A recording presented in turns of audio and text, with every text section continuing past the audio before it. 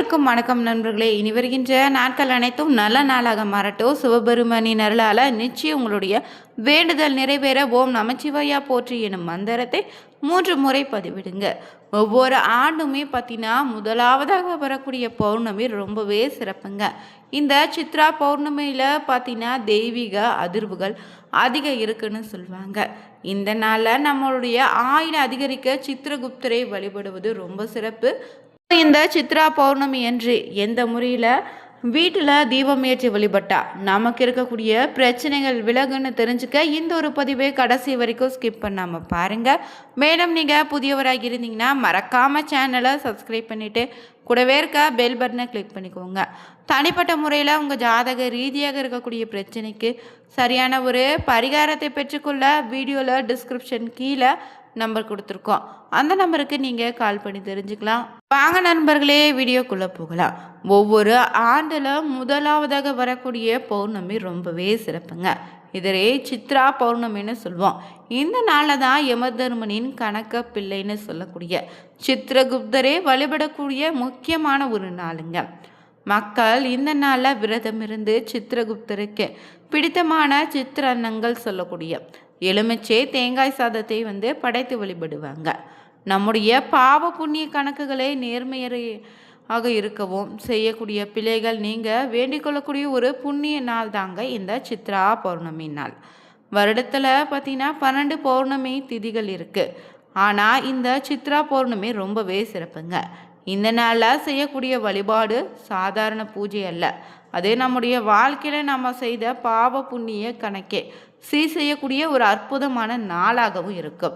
யமதர்மனின் துணையாக இருக்கக்கூடிய உலகில் இருக்கக்கூடிய ஒவ்வொரு உயிரின் செய்கையுமே பதிவு செய்து சித்திரகுப்தரை வழிபடுவதற்கு ஏற்ற நாள்னா இந்த சித்ரா பௌர்ணமி மட்டும்தான். புராணங்களின்படி பார்த்தீங்கன்னா ஒரு நாள் இரவு கைலாயத்தில் பார்வதி தேவி பொழுதுபோக்காக ஒரு அழகிய ஆண் குழந்தையை ஓவியமாக வரைகிறார்.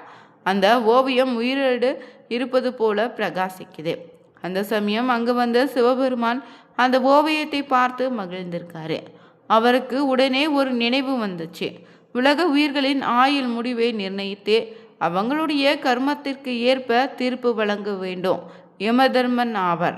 ரொம்ப மிகுந்த வேலை பழுவாலையும் எனக்கு ஒரு உதவியாளர் வேண்டுன்னு சிறுவனை வேண்டியிருந்தார். அந்த வேண்டுதலை நிறைவேற்றும் தருணம் இது அமைஞ்சிருக்குன்னு சொல்லினாரா சிவபெருமானம். உடனே பார்வதி வரைந்த ஓவியத்தை கையில் எடுத்தார் சிவபெருமான். தன் பிரணவாயுவை அதில் ஊதினார். அடுத்த நொடிய ஓவியம் உயிர் பெற்று எழுந்துச்சுங்க. சிவபக்தியின் அம்சமாக உயிர் பெற்ற அந்த தெய்வீக உருவம்தான் இந்த சித்திரகுப்தன் என பெயரும் வைத்தார். சித்தம்னா மனம், குப்தன்னா மறைவே. எனவே மனதில் மறைந்திருக்கக்கூடிய எண்ணங்களை அறிந்து பாவ புண்ணிய கணக்குகளை பதிவு செய்பவர் தான் இந்த சித்திரகுப்தருங்க. அதனால தான் அவர் கையில் ஏடும் எழுத்தாணியோடு பிறந்தவர்னு சொல்லுவாங்க. மேலும் சூரியன் சந்திரன் இரண்டுமே சக்தி பெறக்கூடிய நாள் இந்த சித்ரா பௌர்ணமி நாள் தான். கர்ம கணக்குகளை நினைவூட்டக்கூடிய நாளுன்னே சொல்லலாம். பாவ நிவர்த்திக்கான அரிய சந்தர்ப்பமும் இது அமையும். அதனால தான் இந்த நாளில் திருவண்ணாமலை போன்ற புண்ணிய தலங்களில் கிரிவலம் வருதல், முருகப்பெருமானை வழிபாடு செய்தல், தீர்த்தம் ஸ்நானம் செய்தல் போன்றவை அனைத்தும் வாழ்க்கையில் சிறப்பான பலனை ஏற்படுத்தி தருங்க. மேலும் இந்த சித்ரா பௌர்ணமி என்று வீட்டு பூஜை அறையை சுத்தம் செய்து சித்திரகுப்தரனுடைய படத்தை பார்த்தீங்கன்னா தெற்கு திசையில் வைக்கணும். பிறகு பூக்களால் அலங்காரம் செய்திடுங்க. சந்தன குங்குமம் அணிவிங்க. நைவேத்தியமாக பச்சரிசி, வெல்லம், வேப்பம்பூ, பச்சடி, பல வகை சாதங்களால் தேங்காய் சாதம், புளி சாதம், எலுமிச்சை சாதம்னு பார்த்தீங்கன்னா சாதங்களை படைத்து வழிபடலாம். 5 முக குத்துவிளக்கு ஏற்றி என் மனதில் இருக்கக்கூடிய தீய எண்ணங்களை நீங்கிடும். நல்ல வழியில் வாழ வையுங்கள்னு மனமாறி வேண்டும்னு வேண்டிக்கோங்க. பிறகு இந்த நாளில் விரதம் இருக்கும் முறையாக முழு விரதம் மேற்கொள்வது ரொம்ப சிறப்பு. இரவு நிலவு தரிசனம் செய்த பின் உணவு இருந்தலாம். இது மன கட்டுப்பாட்டையும் நிச்சயம் பக்தியும் உங்களுக்கு வளர்த்திடுங்க. சித்திரகுப்தனுக்கு தனி கோவில் உள்ள முக்கிய தலம்தான் காஞ்சிபுரத்தில் அமைந்த சித்திரகுப்தன் கோவிலுங்க. அருப்புக்கோட்டை அமிர்தகடேஸ்வரர் கோவிலில் இருக்காரு. திருவண்ணாமலை அருணாச்சலேஸ்வரர் கோயிலில் போன்ற தலங்களிலும் நீங்கள் இவரை வழிபடலாம். இந்த தலங்களில் சித்ரா பௌர்ணமி என்று தரிசனம் செய்தாலே பாவ நிவர்த்தியாவதோடு ஆயுள் அதிகரிக்கும், மன அமைதி உண்டாகும்னு சொல்லியிருக்காங்க. சித்திரகுப்தருக்கு படைத்த நெய்வேத்தியத்தை பசித்தோருக்கு பகிர்ந்து கொடுங்க, இதுவே உங்களுக்கு மிகப்பெரிய புண்ணிய பலனை ஏற்படுத்தி தரும். மேலும் இந்த ஒரு நாள் பார்த்தீங்கன்னா சித்திரகுப்தரை வழிபடுவதோடு தேவர்களின் தலைவனாக இருக்கக்கூடிய இந்திரனையும் பூஜை செய்து வழிபட்டால் ரொம்ப சிறப்புங்க.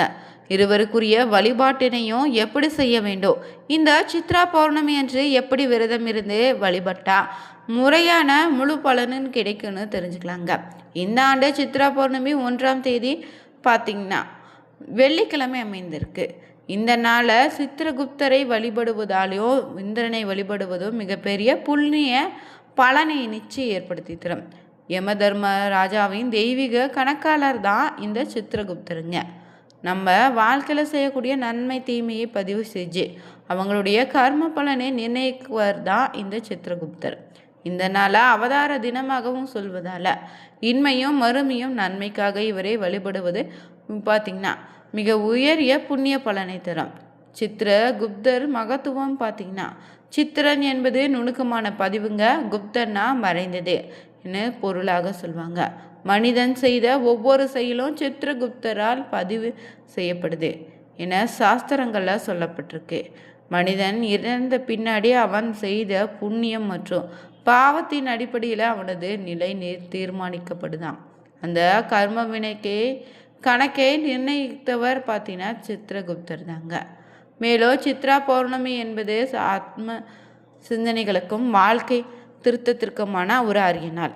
இந்த நாளில் தன்னைத்தானே ஆய்வு செய்த தவறுகளுக்காக மனதார மன்னிப்பு கேட்டுக்கோங்க, தர்ம பாதையில் சில உறுதி எடுத்துக்கோங்க. மேலும் இந்த நாளில் சித்திரகுப்தரை மனதார வழிபட பாவ நிவர்த்தி ஏற்படும், தீய கர்மாக்கள் குறைய தொடங்கும், மன அமைதி உண்டாகும், செல்வ வளம் உங்கள் வாழ்க்கையில் அதிகரித்திடுங்க. பொதுவாகவே மாதந்தோறும் இந்த பௌர்ணமி தேதி வந்தாலும் சித்திரை மாதத்தில் அமையக்கூடிய சித்ரா பௌர்ணமி ரொம்பவே முக்கிய நாளுங்க. சித்திரை மாத பௌர்ணமினால தான் சந்திர பகவான் பார்த்திங்கன்னா சித்திரை நட்சத்திரத்துக்குள்ள நுழையக்கூடிய நாளை தான் பௌர்ணமி தினமாக கொண்டாடுவோம். சூரியன் சந்திரனும் ஒரே நேர்கோட்டில் சந்தித்து கொள்ளக்கூடிய ரொம்பவே சக்தி வாய்ந்த இந்த நாளுங்க. இதே போல் பௌர்ணமி போல கிடையாது, நம்முடைய வாழ்க்கை புதுப்பிச்சு தலையெழுத்தை மாற்றக்கூடிய சக்தி வாய்ந்த ஒரு அற்புத நாளாக அமைய போகுது. இந்த சித்ரா பௌர்ணமி என்று பார்த்திங்கன்னா வேதங்களின்படி யம தர்மராஜா இறந்த உயிர்களின் பாவ புண்ணியங்களை கணக்கிட்டு அவங்களுக்குரிய தீர்ப்பை வழங்க ரொம்பவே சிரமப்பட்டாராம். இதனால் பிரம்மாவிடம் சென்று முறையிட்டு இருக்காரு. யம தர்மராஜாவின் இந்த கஷ்டத்தை போக்க பிரம்மதேவரோ 10,000 ஆண்டுகள் ரொம்ப கடுமையான தியானத்தில் ஆழ்ந்தார். இந்த தியான சக்தியின் வெளிப்பாடாக பிரம்மதேவரின் உடலும் மனதில் இருந்த சித்திரகுப்தன் தோன்றினாராம். சித்திரகுப்தன் அவதரித்த நாளையே சித்ரா பௌர்ணமியாக கொண்டாடுறோம். பிரம்மாவின் இருந்த தோன்றியவர் என்பதால் ஒவ்வொரு உயிர்களும் பாவ புண்ணியங்களை கணக்கில் வைத்து கொள்ளக்கூடிய பொறுப்பு வழங்கப்பட்டிருக்கு. ஒருவர் இறந்த பிறகு அவங்க செய்த பாவங்களுக்கான தண்டனையை அனுபவித்து மறுபிறவி எடுக்க வேண்டுமான்னு இல்லைன்னா முக்தி அடைய வேண்டுமான்னு சித்திரகுப்தரே சொல்லுவாருங்க. மேலும் இந்த திருவிளையாடல்கள் பார்த்திங்கன்னா புராணங்களின்படி தேவர்களின் தலைவனான இந்திரன் தேவகுருவான பிரகஸ்பதி ஒருமுறை அவமதித்தான். குருவே அவமதித்த தனது தவறை உணர்ந்த இந்திரனுமே அந்த பாவத்தில் இருந்து விடுபட பார்த்திங்கன்னா பிரகஸ்பதியிடம் வழி கேட்டார். பூமிக்கு சென்று சிவலிங்கம் பிரதிஷ்டை செய்து பூஜை செய்யும்படி பிரகஸ்பதி சொல்ல அதன்படி பூமிக்கு வந்த இந்திரனும் கடம்ப மரத்துக்கு அடியில் கடும் தவம் இருந்து சிவலிங்கத்தை பிரதிஷ்டை செய்தார். அதற்கு அருகே ஒரு குளத்தில் ஏற்படுத்தி அதிலிருந்து நீர் எடுத்து சிவனுக்கு அபிஷேகம் செய்து வந்தார். தினமும் அந்த குளத்தில் தோன்றக்கூடிய 1000 தங்க தாமரைகளால் சிவனை அர்ச்சனை செய்து வழிபட்டாராம். இதனால் அவனுடைய பாவம் தீர்ந்து சிவனின் அருளும் கிடைச்சிச்சு. இப்படி தான் இந்திரனின் பாவம் நீங்கிய நாளும் உருவாக்கிய குளம்னு மதுரையில் போற்றமறை குளமாக போற்றப்படுதுங்க. இந்த ஒரு நாள் பார்த்தீங்கன்னா கடந்த கால பாவத்திலிருந்து விடுபட வேண்டும் நினைச்சிங்கன்னா தவறாமல் இந்த பௌர்ணமி அன்று சித்திரகுப்தரையும் முருகப்பெருமானையும் வழிபடுங்க, ரொம்ப சிறப்புங்க. திருவண்ணாமலையில் சித்ரா பௌர்ணமி என்று கிருவலம் வந்து வழிபடுவது ரொம்ப நல்லது. மேலும் இந்த நாளில் ஏழைகளுக்கு பிராமணர்களுக்கு உணவு உடை போன்றவற்றை தானமாக கொடுக்கலாம். இதனால் நம்முடைய கர்ம வினை பாதியாக குறையுன்னு சொல்லலாங்க. இந்த வீடியோ பதிவு பிடிச்சிருந்தா, மேலும் நீங்கள் புதியவராக இருந்தீங்கன்னா மறக்காமல் சேனலை சப்ஸ்கிரைப் பண்ணிவிட்டு கூடவே இருக்க பெல் பட்டனை கிளிக் பண்ணிக்கோங்க. லைக் பண்ணுங்கள், ஷேர் பண்ணுங்கள், கமெண்ட் பண்ணுங்கள். Thank you viewers.